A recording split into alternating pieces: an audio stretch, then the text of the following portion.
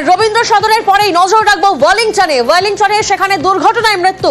ওয়েলিংটনে দুর্ঘটনা, সেই দুর্ঘটনায় মৃত্যু। স্কুল বাসের ধাক্কায় এক বৃদ্ধার মৃত্যু হয়েছে, এমনটাই জানা যাচ্ছে। প্রতিনিধি সান্নিক এই মুহূর্তে আমাদের সঙ্গে রয়েছেন। সান্নিক, কিভাবে এই মর্মান্তিক দুর্ঘটনা ঘটলো?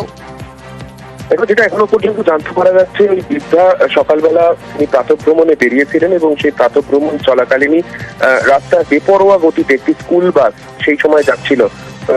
রাস্তা পারাপারের চেষ্টা করায় সেই সময় এই বাসের ধাক্কা লাগে এবং বাসের ধাক্কায় ছিটকে পড়ে তারপর বাসের পেছন চাকা তার উপর দিয়ে চলে যায়।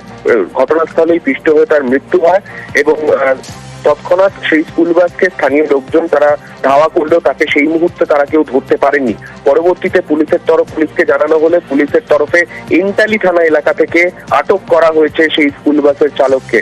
গোটা ঘটনা তদন্ত করে দেখছে কলকাতা পুলিশ। ঠিক কি ঘটনা ঘটেছিল তার বিস্তারিত তথ্য কলকাতা পুলিশের যে সিসি ক্যামেরা রয়েছে তার মারফত জানার চেষ্টা করছে পুলিশ। বেশ, আরো একবার আপনাদেরকে জানাবো, সেই স্কুল বাসের চালককে আটক করা হয়েছে। স্কুল বাসের ধাক্কায় এক বৃদ্ধার মৃত্যু হয়। ওয়েলিংটনে দুর্ঘটনায় মৃত্যু। একদিকে আপনাদেরকে দেখালাম রবীন্দ্র সদনের কাছে দুর্ঘটনা, যেখানে দুর্ঘটনায় গুরুতর জখম হন এক মহিলা, তাকে এসএসকেএমে ভর্তি করা হয়েছে। এবং অন্যদিকে ওয়েলিংটনে দুর্ঘটনায় বাসের ধাক্কায় এক বৃদ্ধার মৃত্যু। ফের কলকাতায় বাস দুর্ঘটনা।